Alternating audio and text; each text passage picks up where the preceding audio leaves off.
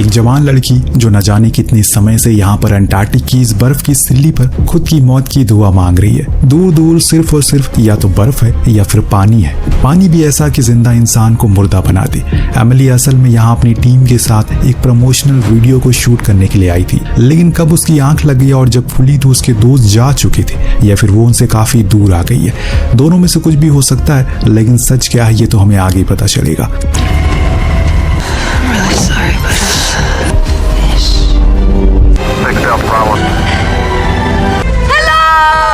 फिलहाल अभी हम देख पाते हैं कि एक रेस्क्यू ऑपरेशन भी चलवाया जा रहा है, पर वो चॉपर सिर्फ एमिली को बर्फ के पहाड़ों के ऊपर या फिर किनारे पर ही ढूंढ रहा है, क्योंकि उन्हें यह लगता है कि अगर वो जिंदा हालत में होगी तो यहीं होगी। भला इसे आगे कहाँ ही जाएगी, अगर चली भी गई तो ठंडे पानी से कब का मारी गई होगी, और इस वजह से वो समुद्र में नहीं जा रहे हैं। वहाँ एमिली तो समुद्र में ही खुद की जान की भीख मांग रही है ऊपर वाले से। वो एक बर्फ के छोटे से टुकड़े पर खड़ी है जो उसकी जान भी बचा रहा है और नहीं भी।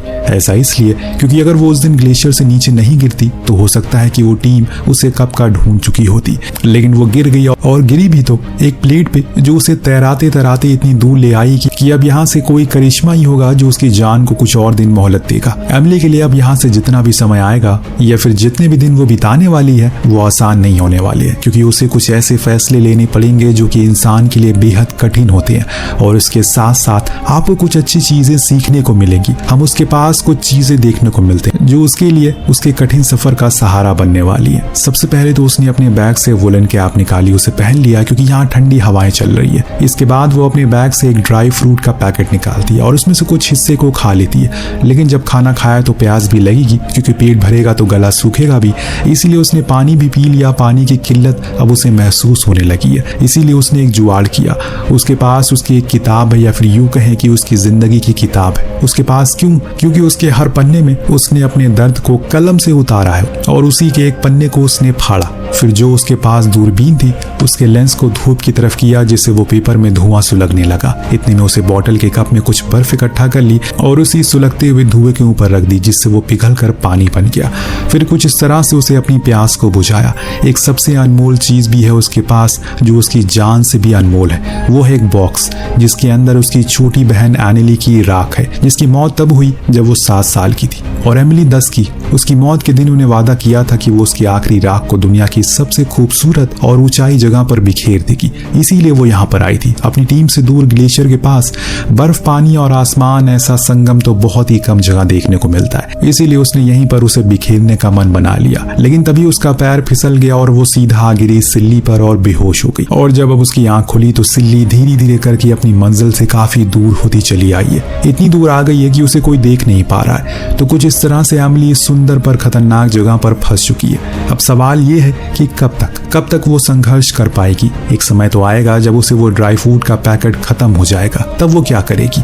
खैर यही चीजें आगे देखेंगे। फिलहाल अभी आते हैं एमिली पर, जिसे उसे वहीं बर्फ के नीचे दबा अपना सेलफोन मिल जाता है, पर उसकी डिस्प्ले जा चुकी है। लेकिन हाँ, अभी थोड़ी बहुत नेटवर्क आ रहे हैं, पर वो किसी काम के नहीं है, क्योंकि वो किसी को कॉल नहीं कर सकती। अगर उसने वॉइस कंट्रोल ऑन किया होता तो हो सकता है कि वो किसी को कॉल कर पाती, पर वो भी उसने नहीं किया। यही छोटी छोटी चीजें हमें लाइफ की किसी न किसी मोड़ पर बहुत ज्यादा चोट देती है, जैसे कि उसे अभी ये चीज दे रही है। अब दिन की धूप ने ना तो उसका अच्छा साथ दिया, लेकिन रात के काले बादलों ने उसका जीना हराम कर दिया। तेज बर्फीले तूफान आ गए जो उसकी हर उम्मीद को तोड़ रहे, पर एमिली डटी रहती है। उसने अपने बैग से अपना टेंट निकाला, जैसे तैसे उस प्लेट पर फिक्स कर दिया, लेकिन हवा इतनी ज्यादा तेज थी उसका टेंट फट जाता है। लेकिन अभी भी वो उसके अंदर ब्लैंकेट लपेटी सोई चुपचाप बैठी थी। उस रात उस प्लेट का कुछ हिस्सा भी टूट चुका था, जिसे वो थोड़ा और छोटा हो गया, लेकिन अभी ठीक ठाक स्पेस है, इसीलिए एमिली को इस बात की ज्यादा चिंता नहीं है। अब अगले दिन हमने फिर से रेस्क्यू चॉपर को उड़ते हुए देखा, पर आज भी वो उसी ग्लेशियर के ऊपर देख रहा है जहाँ तो वो थी ही नहीं। ऊपर से उन्हें कल आए तूफान के बारे में पता चला, जिससे उन्हें ये कहीं ना कहीं लगने लगा है कि अगर वो जिंदा भी होगी तो वो तूफान में जरूर मारी गई होगी। लेकिन एमिली अभी भी जिंदा थी और उसका जज्बा भी।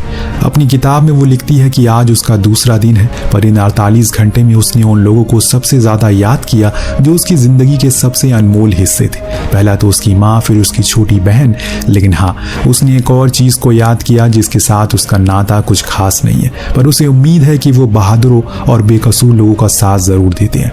एमिली ईश्वर की बात कर रही थी। दूसरे दिन उसने थोड़ी बहुत वर्जिश की ताकि अपने शरीर को गर्म रख सके। खाने के लिए उसने उन ड्राई फ्रूट को खाया, पर ज्यादा दिन वो उन्हें नहीं खा सकती वरना वो खत्म हो जाएंगे। इसीलिए वो मछली पकड़ने के लिए बैठ गई, क्योंकि उसके पास वो कांटा भी है जिनसे मछलियां पकड़ी जाती है। पर बैठते बैठते वो लेट गई, लेकिन एक भी मछली उसके हाथ नहीं लगी। तभी अचानक से आसमान में एक पैसेंजर प्लेन दिखा, जिसको देखकर वो अपना हाथ जोर जोर से हिलाती है, पर यह बात उसे अच्छे से पता है कि वो उन्हें देख नहीं पाएंगे। अगर आप भी उसकी जगह पर होती तो ये काम जरूर करते। उम्मीद पे तो दुनिया कायम है। जैसे आरसीबी 18 साल बाद मैच जीत सकती है, तो हम क्यों नहीं। इतने में एमिली का फोन बज गया। वो फौरन भागते हुए अंदर गई, देखा कि ये तो किसी एसी बेचने वाले का फोन था, जो उसे कह रहा है कि गर्मी बहुत ज्यादा बढ़ गई है, तो तुम्हें अब न्यू एसी खरीद लेने चाहिए। क्रोनोलॉजी समझिए आप यहाँ पर। -34 डिग्री के तापमान में अगर एमिली की हालत में हो, तो उसी दौरान आपके पास एक कॉल आए जो आपकी उम्मीद की किरण बन सकता है, लेकिन वो बंदा आपको एसी बेच रहा हो, तो आपको ऐसे में कितना गुस्सा आएगा। खैर यहाँ एमिली उसे समझाती है कि अभी वो एंटार्क्टिक के एक स्नो प्लेट पर है और वो बहुत बुरी तरह से फंसी हुई है, प्लीज वो उसकी मदद करे। जो सुन वो लड़का कहता है, यार मैंने एक से एक बहाने सुने हैं, पर ये वाला तो एकदम तगड़ा है, फ्रेश है एकदम। फोन कट हो गया। एमिली की उम्मीद भी उसकी साथ टूट गई। उसने ऐसे नहीं, बहुत कोशिश की, बहुत उसे समझाया कि उसकी जान भी जा सकती है, लेकिन वो लड़का मानने को राजी ही नहीं था। आज पहली बार हम उसकी आंखों में मौत का डर देखते हैं, क्योंकि उसके प्लेट के 2 टुकड़े और टूट के बह चुके हैं। और ऐसा इसलिए हुआ क्योंकि रात में तूफान आया था और उसे समुद्र की लहरें बहुत तेज हो चुकी है। उसी के झटकों से उसकी प्लेट, जो उसकी जिंदगी की एक लकीर है, उसमें भी दरार आ चुकी है। एमिली वही बेचारी परेशान होकर बैठी गई। बैठे बैठे कब सुबह से रात हो गई उसे पता नहीं चला। आज की रात उसने उसी टेंट में गुजारी। उसे फटे हुए वही वाले जगह को सिल दिया, जिससे उसे आज की रात ज्यादा कोई परेशानी नहीं हुई। लेकिन हाँ, नीचे से एक आवाज बार बार आ रही है जो उसे बहुत ज्यादा डरा रही है, पर वो उस पर ज्यादा ध्यान नहीं देती। तीसरा दिन था। उसे यहाँ पर अभी तक कुछ भी ऐसी उम्मीद नहीं दिखी जिसे उसे पल भर के लिए खुशी मिल सके। रात में उसने अपने टेंट के बाहर अपनी टॉर्च भी कार दी ऑन करके, ताकि अगर वहां पर कोई गुजरे तो उसे देख सके, लेकिन कोई फायदा नजर नहीं आ रहा। पूरी रात उसके ख्यालों में सिर्फ उसकी छोटी बहन ही आ रही थी। उसने उसे कई सारे वादे किए थे जो अब उसे बिखरते हुए नजर आ रहे। लेकिन जैसे ही सुबह हुई, उसके सामने एक जहाज दिखा जो शायद कार्गो शिप था। उसने फौरन अपने मिरर निकाले और उसी की तरफ रोशनी करके सिग्नल देने की कोशिश करने लगी। उसकी ये तरकीब रंग लाई।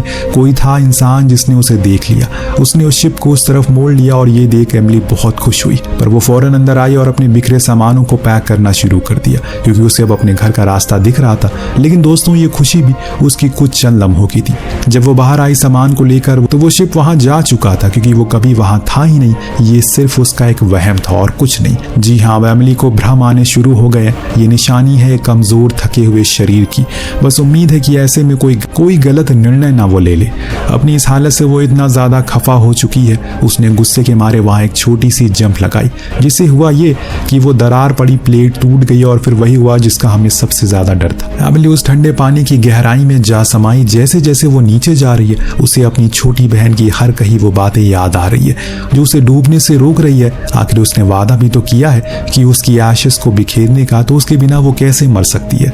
जैसे तैसे करके वो ऊपर आई, लेकिन पहले तो सिर्फ ठंड थी, लेकिन अब तो उसका पूरा शरीर पानी से भीग चुका है।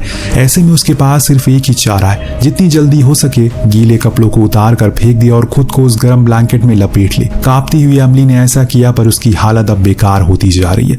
तभी उसे बाहर से कुछ आवाजें आई। जब वो टेंट के बाहर आई तो देखा कि उस तरफ एक छोटा सा पोलर बियर का बच्चा दिखा, जो असल में उसी की तरह सेम हालातों में था। एमिली ने इंसानियत दिखाई, उसकी तरफ कुछ ड्राई फ्रूट फेंक दिए, जिससे वो खुश होकर खाने लग गया। लेकिन तभी उसे दूरबीन से देखा कि उसकी माँ उसकी तरफ आ रही है, तो वो फौरन टेंट में जाकर छुप गई। लेकिन दोस्तों, वो आ चुकी थी। उसने कई बार उसके टेंट पे हाथ पांव मारे और अंदर बैठी एमिली ने एक छू तक नहीं की। वो चुपचाप बैठी रही, क्योंकि उसे पता है कि अगर उसने हल्की सी भी हरकत की तो वो मर जाएगी। कुछ लम्हों के बाद जब उसे एहसास हो गया कि अब वो जा चुका है, तो उसने बाहर आकर देखा तो उसका वो स्नो प्लेट पहले से थोड़ा और छोटा हो चुका है। उसकी उम्मीद अब टूटी हुई नजर आ रही है। लेकिन तभी उसके ऊपर आसमान में नॉर्थर्न लाइट नजर आती है, नॉर्थर्न लाइंस नजर आती है, जो देखने में बेहद ही खूबसूरत थी। इस नज़ारे को देखने के बाद वो खुद भी मंत्रमुग्ध हो जाती है। इसीलिए उसने अपना स्नो डाइविंग सूट पहना और वहीं पर परफॉर्म करने लगी। परफॉर्म करते करते उसने अपनी छोटी बहन की अस्थियों को वहीं बिखेर दिया। उसे एक आखिरी अलविदा कहा। वापस टेंट में आने पर वो अपनी ही बहन से बातें करती है। उससे कहती है कि अब वो आजाद हो चुकी है, उसने उसे दुनिया की सबसे खूबसूरत जगह पर बिखेर दिया, अब वो जहां जाना चाहती है जा सकती है। और दूसरी साइड से वो जवाब एमिली खुद ही दे रही थी, जिस बात से आप अंदाजा लगा सकते हैं कि इस तन्हाई से वो किस कदर पीड़ित हो चुकी है। उसे अब खुद की ही आवाज को सुनने का मन कर रहा है, क्योंकि जब से वो यहाँ पर फंसी है सिर्फ ठंडी हवा को ही महसूस कर रही है। इतने में कुछ ऐसा हो जाता है जिसकी हमें बिल्कुल उम्मीद नहीं थी।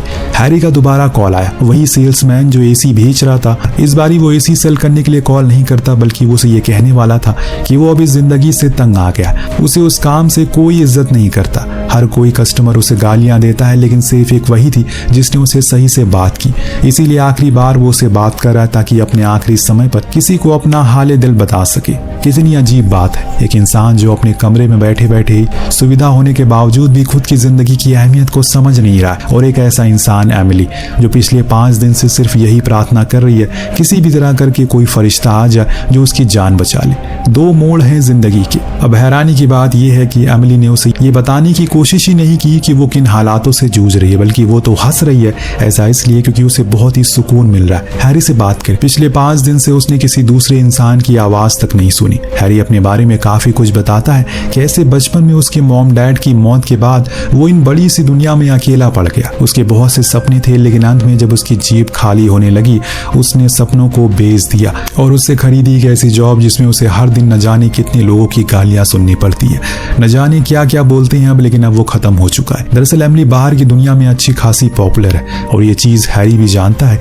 इसीलिए वो कहता है कि तुम्हारा तो सही है, बड़े बड़े घर हैं, खूब सारे पैसे हैं, जिंदगी की कोई फिक्र नहीं है। लेकिन सच्चाई क्या है वो तो अभी एमिली जानती है। उसे भी अपनी कहानी बताई, कैसे एक दिन जब वो और उसकी छोटी बहन खेल रही थी, अचानक बारिश शुरू हो गई। उसकी बहन ने कहा कि हमें घर चलना चाहिए, लेकिन मेरा मन था रेस लगाने का, इसीलिए मैं भागने लगी। लेकिन मेरी बहन नहीं भाग रही थी, तो मैंने उसे वो कह दिया जिसका मलाल शायद मुझे मेरी मौत के बाद ही होगा। मैंने उसे कायर कहा, जो सुन वो भी भागने लगी, और तभी वो हुआ जो करोड़ों में एक बार होता है। उसके ऊपर बिजली गिर गई, जिससे वो वहीं मारी गई। उस दिन के बाद से मैं उसकी मौत का गिल्ट में घुट घुट कर जी रही हूँ। सब कुछ होकर भी मेरे पास कुछ नहीं है। बातें करते करते सुबह हो गई और अब तक वो हैरी को यकीन हो गया कि वो सच में बर्फ के बीच फंसी हुई है, क्योंकि उसने जब उसके दोस्तों की पोस्ट को देखा तो उसे यकीन हो गया। उसने एमिली को यह भी बताया कि सर्च ऑपरेशन रोक दिया गया है क्योंकि रेस्क्यू टीम को उसका रेड स्कार्फ मिला है, जिससे उन्हें यह लग रहा है कि वो मर चुकी है। ये सुनकर वो घबरा गई और हैरी से कहने लगी, जाओ जाकर सभी को बता दो कि मैं जिंदा हूँ, मुझे कुछ नहीं हुआ है। लेकिन इससे पहले कि वो कुछ बोल पाती, अचानक किसी चीज की टक्कर उससे हो गई। दरअसल एक शिपिंग कंटेनर था जिसकी टक्कर से वो सबसे छोटे वाले प्लेट पर रह गई। उसे किसी भी तरह करके उसे दूसरे बड़े प्लेट पर जाना होगा, जिसके लिए उसने छलांग तो मारी, लेकिन अपने ही सामानों के ऊपर वो कूद गई, जिससे कि उसके स्केटिंग शूज उसके पेट में घुस जाती है। दर्द के मारे वो चिल्ला पड़ी, लेकिन यहाँ उसकी दर्द को देखने वाला कोई नहीं है। अब इसके बाद उसने कुछ मछलियां पकड़ने वाले कांटे से खुद के घाव को टाका लगाया, वहीं चुपचाप सो गई। इसके अलावा कोई चारा नहीं है। उसका फोन, किताब, सब कुछ उस टक्कर की वजह से पानी में गिर चुका, यानी कि अब कोई उम्मीद नहीं बची। इतने में उसके पास एक मछली आकर गिर गई, तो वो उसी से बातें करना शुरू कर देती है। जब इंसान खुद से हार जाता है तो वो उन चीजों को अपना दोस्त बना लेता है जो उन्हें सिर्फ सुन सकता है। अक्सर आपने देखा होगा, बिखरते हुए लोगों के पास कुत्ते ज्यादा होते हैं। उस मछली से वो माफी मांगती है क्योंकि अब वो उसे खाने वाली थी, लेकिन खा नहीं पाई। जब तक वो तड़पती रही है तब तक वो उन दोनों के बीच बातें होती रही।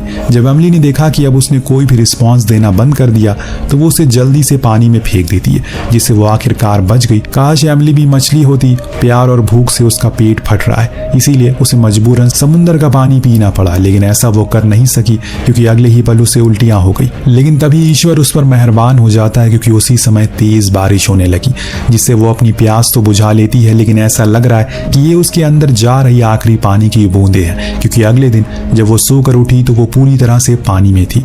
बर्फ पूरी तरह पिघल चुकी है। अब क्या ही करे, सब कुछ तो करके उसने देख लिया। ऐसे में इंसान सिर्फ एक ही चीज करता है, वो उम्मीद छोड़ देता है, और उसने भी वही किया। वो पानी की गहराई में जाने लगी, लेकिन तभी उसे किसी की आवाज सुनाई दी। दरअसल ऊपर हेलीकॉप्टर आ चुका है उसे बचाने के लिए। हैरी ने खुद के साथ साथ एमिली को भी बचा लिया।